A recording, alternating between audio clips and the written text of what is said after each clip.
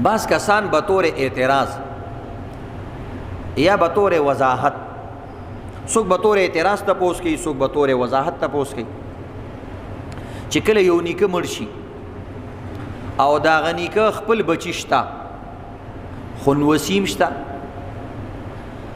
د دې اولاد بچیم شته او د دې نیکه یو زوی مړ شي او دا هغه نوسی ژوندي، نو آیا دین وسو ته به میراث ملاویږي که نه ملاوي؟ یو طرف ته د نیکه خپل بچیم شته، یعنی د دې ماشوم ترونم ژوندي دي، بل اعتبار سره داسې ویلی شي یو ماشوم دی یو الک دی د هغه ترونم ژوندي دي خو خپل پلار یې مړ دی او د دې ترونو ته د پلار د طرف نه میراث پاتې دی، د ترونو خو پلار شو خو د دې ماشوم خو نیکه شو، میراث پاتې شوی دی. نو د دې باره کې زموږ شرعي قانون دا دی چې بچو ته به میراث ملاویږي، نوسو ته به نه ملاویږي.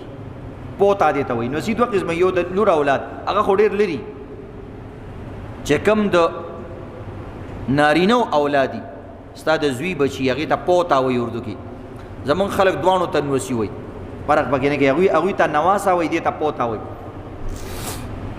نوسې نو دته میراث نه ملاویږي. نو بعضې خلک اعتراض کوي چې دا ګوره دا خو یو ظلم دی یا بې انصافي ده یا نامناسب کار دی او دا ولې د یتیمانانو ته میراث نه ملاویږي. نو دا یاد لري عزتمندو، میراث چې چاته ملاویږي هغه د نسب د وجې نه ملاویږي، د چا د غریبۍ او د مالدارۍ د وجې نه، د همدردۍ د وجې نه ملاویږي. یعنې تاسو ګورئ یو سړی مړ شي او بچی بدماشي او هغه ته میراث میلاو شي، یعنې په کار خو نه دی چې د دې سړي له څوک پیسه ورکړي. پوډري بچی دی، ظالم بچی دی چې ارسمي خو د چا پلار چې مړ شو میراث به هغه ته میلاویږي که نه میلاویږي؟ که یو عالم دی او بل پوډري دی دوانو ته به میراث میلاویږي. همدردي په دې کې نشته، په دې کې نسبي خبره ده. دویمه خبره دا ده عزتمندو چې ته وایې چې نسب خو د نوسیم شته او د زویم شته، د شریعت یو بل قاعده ده چې رشته داران خو د هر سړي ډېري که نه، ماما هم ستا رشته دار دی، کاکا هم دې رشته دار دی، د کاکا زامن هم ستا رشته داران دي، د ترور زامن هم ستا رشته داران دي، صحیح شو؟ ستا نوسیم رشته داران دي، کړ وسیم ستا رشته داران دي، که پردي دي وي کودي دي هغه هم ستا رشته داران دي، رشته داران خو ټول دي که نه. نو اوس به چاله میراث ورکې؟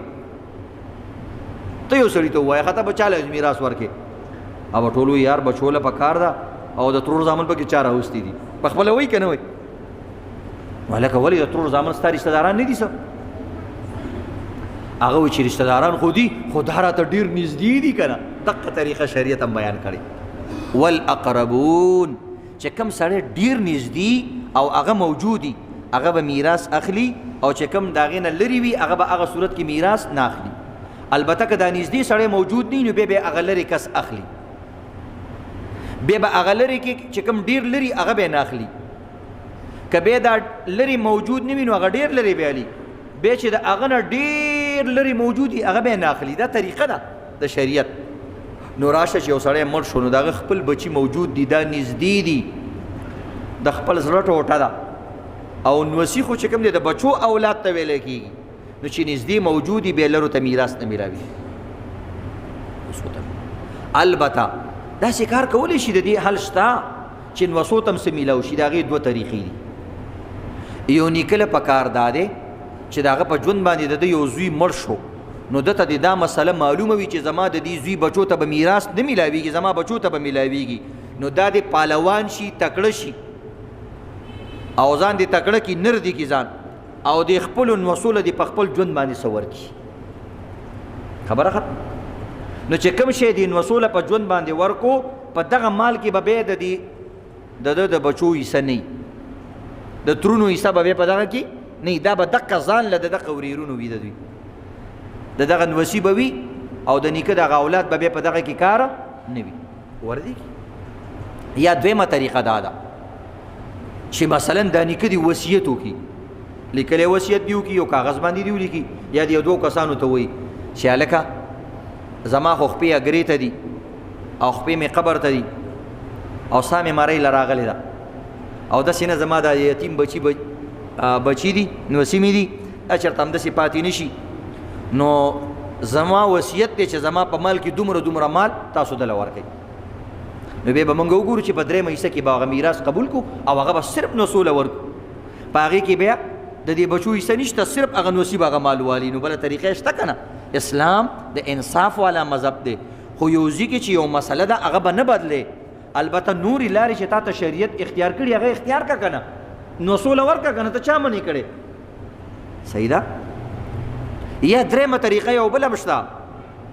درېیمه طریقه دا ده چې کله نیکه مړ شو، د نیکه بچي راپاسېږي او هغې دوی زمونږ یو ورور هم هغه مړ شوی خدای دې وبخي، نو خیر دی موږ به په دې خپل مال کې څه حصه دی یتیمانانو له ورکو. ورې کوي که نه، چا منې کړی؟ نو په دې ډېرو طریقو سره هغوی له میراث ورکولی شي. که ته وې چې دا خو وارث دی پکار دی چې ورته میلاو شي، قایم مقام دی. بعض خلک وایي جی دا قایم مقام دی د پلار که نه، دا د پلار څه شی دی؟ قایم مقام دی. او دا ښځې څه ده چې دا دومره وخت تېر کړی هغه ولې قایم مقام نه جوړی؟ چې دا بچی جوړې نو دا بچی چې د چا نه پیدا دي دا ښځه دغه ولې قایم مقام بیا نه جوړې؟